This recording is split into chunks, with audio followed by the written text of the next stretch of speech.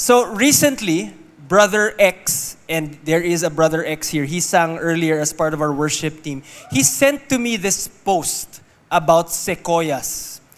And I'm not pertaining to the older male that we call sequoia.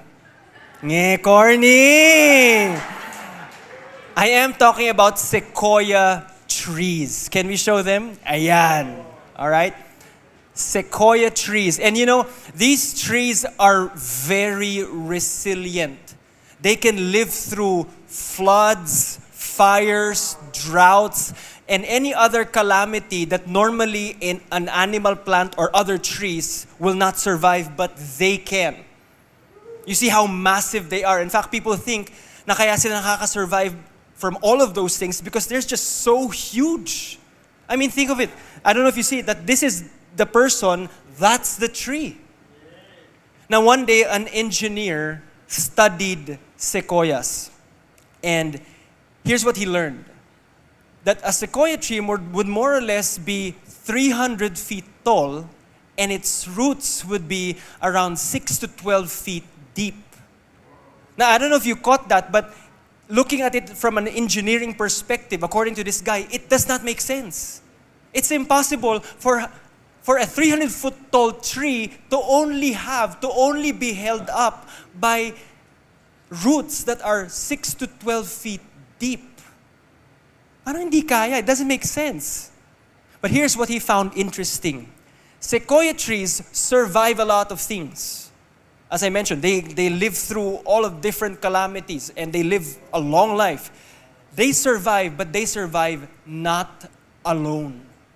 See, sequoia trees, even if their roots are just 6 to 12 feet deep, they have a root network that spans 50 to 80 meters deep, interweaving with the other roots of other sequoias around it.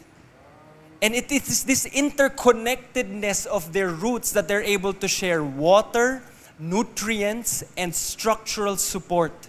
So much so that if storms come, they're able to hold up each other. And so the conclusion of this engineer when he studied sequoias was this, that the resilience of the sequoia tree or sequoia trees come from standing together as a forest, not from standing alone. And for most people, for most of us, what we think is if we're trying to build resilience, we try to make ourselves bigger, stronger, and more independent. Like this world has us wired that we're gonna stockpile our resources, our money, our riches in this world, put up our walls to protect ourselves, and just go at it in this life all alone like a lone wolf.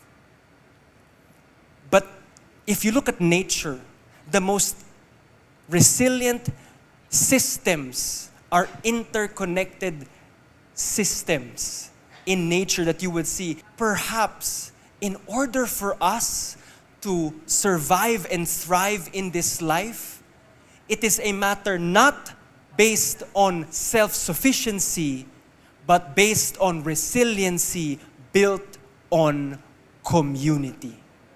I'll say that again. Perhaps the only way that we can survive and thrive in this life, in this world, because it is definitely difficult, it's a matter of, not a matter of self-sufficiency na kakayanin natin on our own, but perhaps a matter of resiliency built on, born out of community. Everybody say community.